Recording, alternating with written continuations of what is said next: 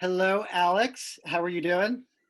Hey, I'm doing great. How are you? Uh, I'm great. I'm great. I'm so glad to that you can join us. So I first came across Alex on Twitter. He's a really fun follow on Twitter. If you're on, we'll send out his handle to follow him. Alex has a real joy for nature, and that really comes across in his social media. So Alex is a wildlife biologist and environmental educator with a passion for sharing and immersing the younger generation into nature. He has a bachelor's degree from Georgia Southern University, 2014. He's currently pursuing a master's degree in conservation biology from GSU. He knows what it feels like to grow up not seeing anybody who looks like you doing your dream job. So he makes it a point to be that representation for the younger generation.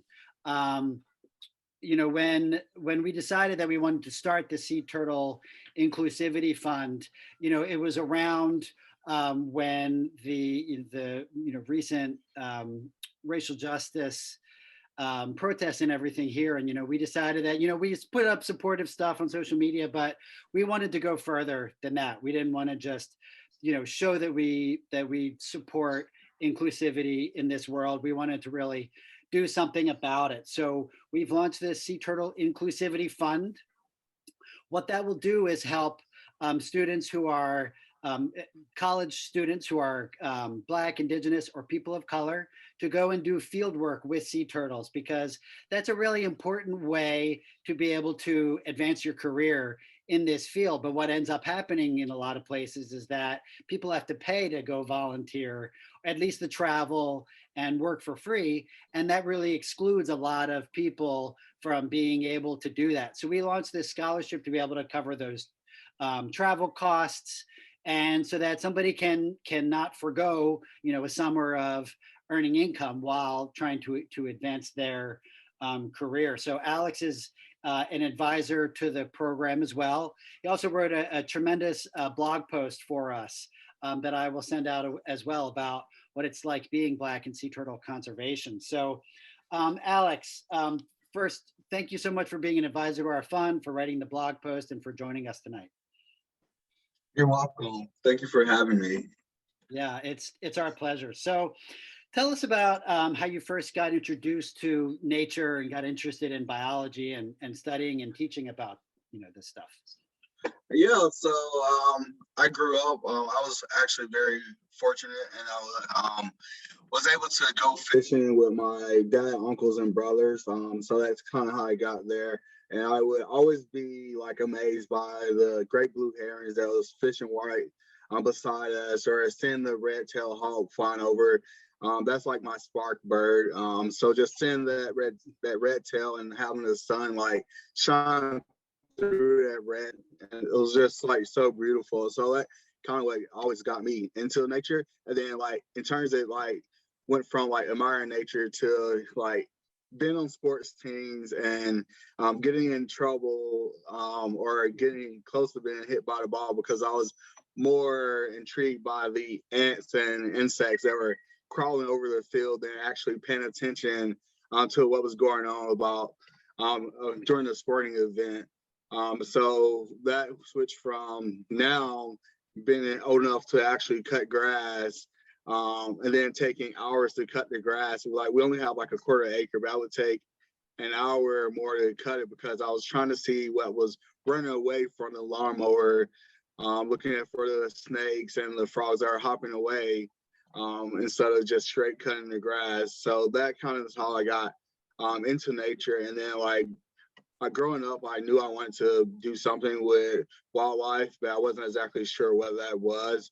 Like I admire Jeff Corrin and Steve Irving, and like I knew I wanted to do something along that line, but there was no one that actually looked like me that was doing that. Most of the people who looked like me that worked with animals were either vets or if I went and visit like down in the country, they were farmers. But up in where I was from, everyone was vets.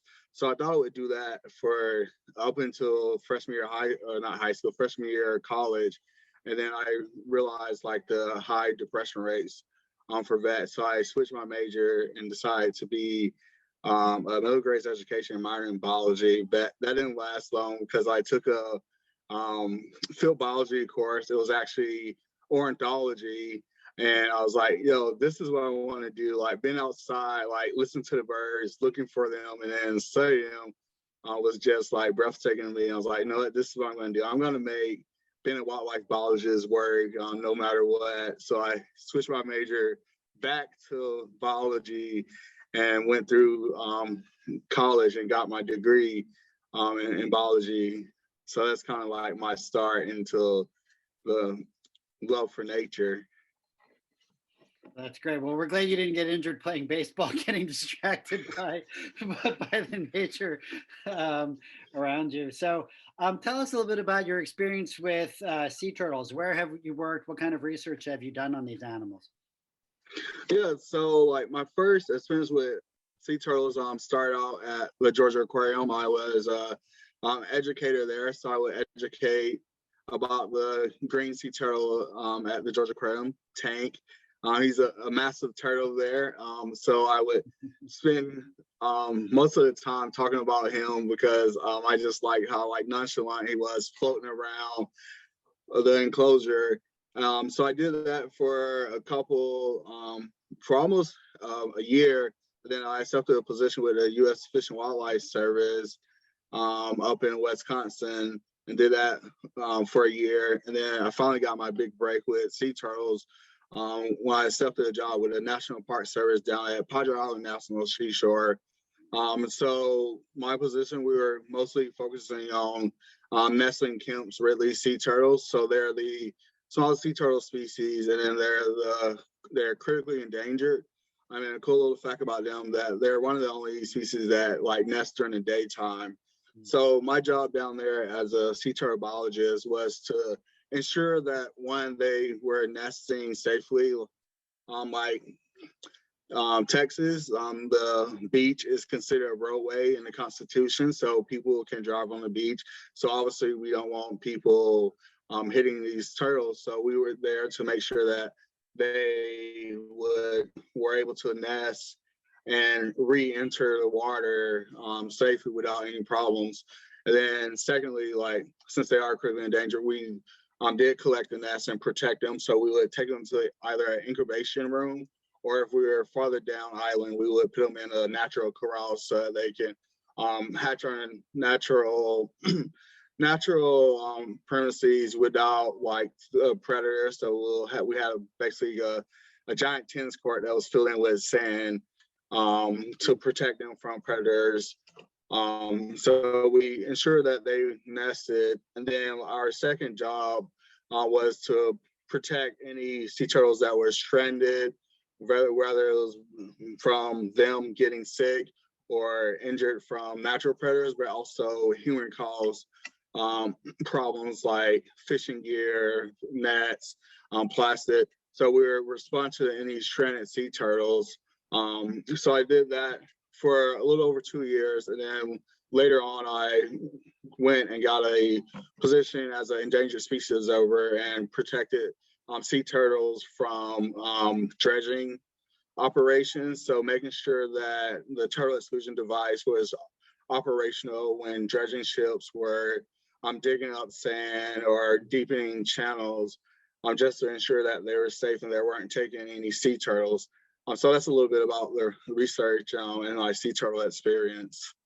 Okay, wonderful. So, for those of you out there who don't know what a turtle excluder device is, it's basically like sort of an escape hatch, usually used on fishing nets, like shrimp nets, things like that, where if the turtle gets caught, it can escape out while the fishermen still catch their shrimp and those kinds of things. So, Alex, tell us what kind of initiatives are you working on now to help make the conservation and biological research community more inclusive? Yeah, so a couple things that I am doing like on my own. Like one is I'm a Safano fellow. So Carl Safano, he's an ecologist and also author, but his foundation have given me funds to conduct my graduate research, but also for community engagement. So I'll be using those funds to not only like encourage younger generation to like pursue and enjoy the outdoors, but first of all, you have to like introduce them to it. So many other kids that I work with are in the city. So I want to like pretty much like bring nature to them. So giving them different programs, and once we're back safe from COVID, I'm actually having us all meet outside and show them like what's around them and what we can do. And then secondly, as like a collective, I'm a part of different Black and X organizations. So some that I'm part of, Black and Marine Science Week, Black and Mammalogy, and Black Birders Week. So Black and Marine Science Week, it's basically a week that was started to like highlight and amplify Black voices in the field and encourage the younger generation. But also we want to like continue to like shed light on the lack of diversity that's in the marine science and help to work to increase it. And all of these weeks were kind of brought about through like the incident that happened with um, Christian Cooper and George Floyd, where Christian Cooper was a birder in Shenandoah Park, and basically a white woman called the police on him and lied and said like he was threatening her and her dog because he told her to put her dog on a leash since she was in an area that was required for her dog to be on a leash, and she basically just went dramatic and threatening him and having the police called on him. And that same day, like George Floyd was actually killed by the police officers.